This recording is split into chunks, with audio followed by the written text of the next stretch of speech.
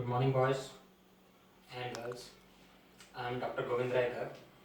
So I will be discussing the paper I posted yesterday on WhatsApp groups. So please pay attention.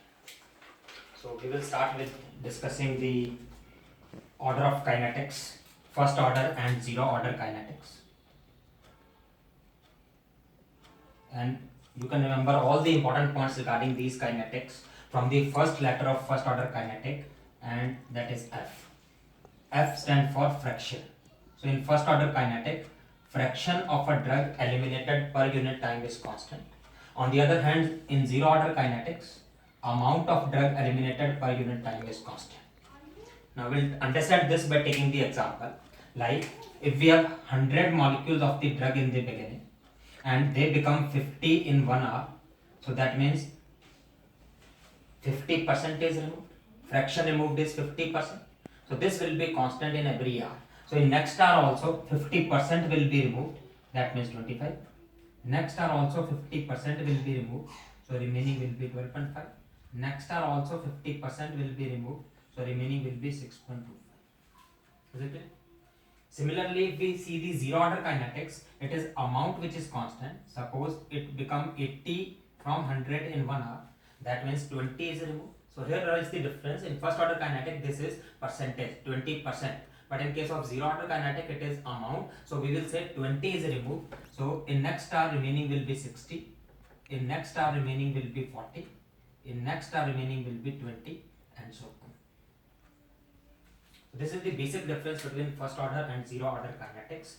So from this basic difference, we can find out all other differences. Like if we want to find out the difference between the rate of elimination, we have a parameter called as rate of elimination, written as R. So rate of elimination, as the name tells, we can calculate how much drug is eliminated divided by how much time it takes. So that becomes the rate.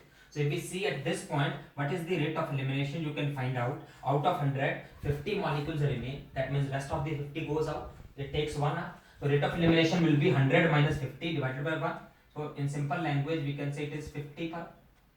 At this point, 50 minus 25. So 25 per. At this point 25 minus 12.5, 12.5 per. At this point 12.5 minus 6.25, 6.25 per. So what we find, if we see carefully, at plasma concentration of 100, that means when concentration is high, rate of elimination is also high, 50 per hour. When plasma concentration is low, rate of elimination is also low. Or in simple language, we can say rate of elimination is directly proportional to plasma concentration in first order kinetics. If we see the same thing in zero order kinetics, 100 minus 80, that means 20 per. At this point 80 minus 60, 20. At this point also 20. At this point also 20. So what we find is rate of elimination is 20 per hour, whether it is 100 concentration or 40 concentration, or we can say in zero order kinetics rate of elimination is constant. So the first difference, first order kinetic rate of elimination is directly proportional to plasma concentration, and zero order kinetics rate of elimination is constant. Now we'll move to the second difference, which is on the clearance. The formula of clearance is rate of elimination divided by plasma concentration. Rate of elimination divided by plasma concentration is called clearance. Now as we have already calculated the rate of elimination, if we divide it by corresponding plasma concentration, it becomes clearance. So here we will divide it by 100, here we will divide it by 50, here we will divide it by 25, and here 12.5. So what we note, 50 by 100 is 1 by 2, 25 by 50 is 1 by 2, all are 1 by 2. So we can find that the clearance is 1 by 2 in all the cases. So we can say in first order kinetics, clearance of a drug is constant. If we find out same thing in zero order kinetics, rate of elimination we have already calculated, divided by corresponding plasma concentration. Concentration here is 100, here is 80, here is 60, here is 40. So what we find, the 20 divided by 100 will be 0.2, whereas 20 divided by 40 will be 0.5. So what we find, when concentration is high, clearance is low. When concentration is low, clearance is high. Or we can say in zero order kinetics, clearance is inversely proportional to plasma concentration. First order kinetics, clearance was constant. Zero order kinetics, clearance is inversely proportional to plasma concentration. Now moving to third and most important difference, and that is on the half-life, which is our question also. want to calculate or find out the half-life from this discussion, so what we can know is half-life is the time in which plasma concentration become half, 50%. So if we see plasma concentration is 100, half of 100 will be 50. So how much time the drug takes from 100 to 50 will be half-life, and obviously the time taken here is 1 hour. Similarly, from 50 to 25 is half, time taken is 1 hour, so half-life is 1 hour. 25 to 12.5 also takes 1 hour. 12.5 to 6.25 also takes 1 hour. Or we can safely say in first order kinetics, half-life of a drug is constant. It remains 1 hour in this example. If we see the same thing in zero order kinetics, half of 100 we know is 50. So 50 will be somewhere between 60 and 40. So if we find out the half-life, it will be 100 to 80 it takes 1 hour, 80 to 60 takes 1 more hour, 2 hours. So 60 to 50 it will take half more hour. So half-life at this point will be 2.5 hours. Similarly, half of 80 is 40. So time taken from 80 to 40 will be half. So 1 hour from 60 to 40, second from 80 to 60, second from 60 to 40. So half-life will be 2 hours. Similarly, for reaching 60 to 30, it will take 1.5 hour. And 40 to 20 it takes only 1 hour. So what we can find is half-life is more when concentration is high, half-life is less when concentration is low, or we can say in zero order kinetics, half-life is directly proportional to plasma concentration. Is it clear? So now this information can solve our question. If you can see the first question, the question asked is which figure tells relation between half-life and plasma concentration in case of first order kinetics. So what we find is in first order kinetics, half-life is constant. So that means whatever may be the plasma concentration, half-life will remain same. So the answer will become option A, in which there will be a straight line between half-life and plasma concentration. Is it clear?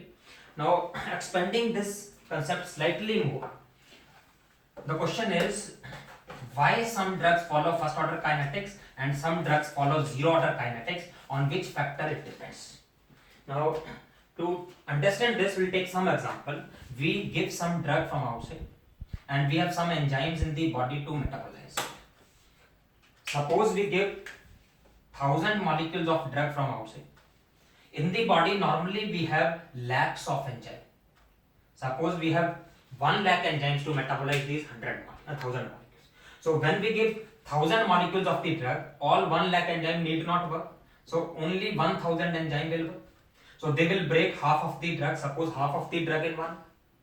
Now what we do, we increase the dose. Instead of 1000, we give 2000 molecules of the drug. Now the number of enzymes which can work, they will increase. Instead of 1000, now 2000 enzymes will start working. So again they can break same percentage in same time. If we make it 10,000, so 10,000 enzymes will start working. They can again break same percentage in same time. If we make it 50,000, 50,000 enzymes will start working. They can break in same time. But if we make 1 lakh molecules of the drug, we give 1 lakh molecules of the drug, now all 1 lakh enzymes will start working.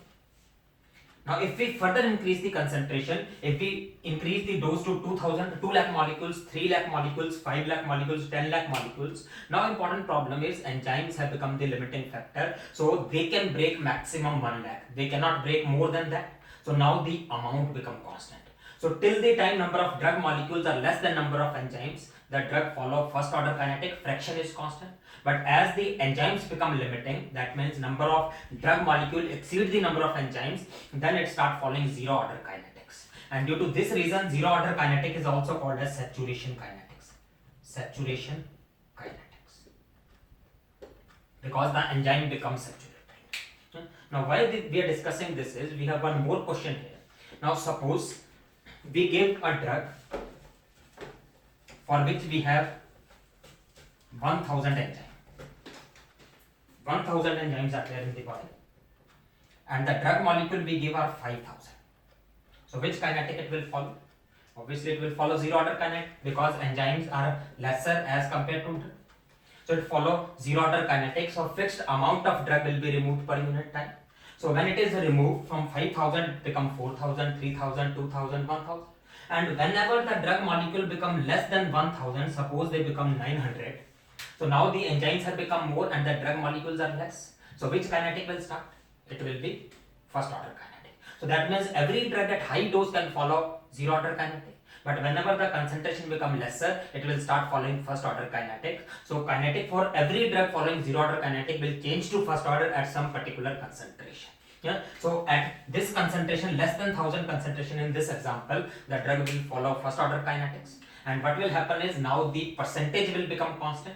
So now when the percentage become constant, we cannot generalize that in same time same amount will be removed, so it will be percentage now. Clear? So why we are discussing is, we have another question, if you can find out, question number 4, in which we have asked that phenytoin follows zero order kinetics at high dose and first order at low doses. So if 200 milligram per hour is eliminated, how much will remain in 2 hour? So here we cannot say that if 200 is eliminated in first hour, the second hour also will remove 200, because in between there will be changing to first order kinetics, and then we cannot determine how much will be removed. So that's why the answer to that will be cannot predicted from the information. So we have solved our question number 1 and question number 4. Question number 1 is straight line, that means option A, and question number 4 the answer is D, we cannot predict. Okay? So this is about the first order and zero order kinetics. Is it clear? So now we'll move to the second concept. The second concept here is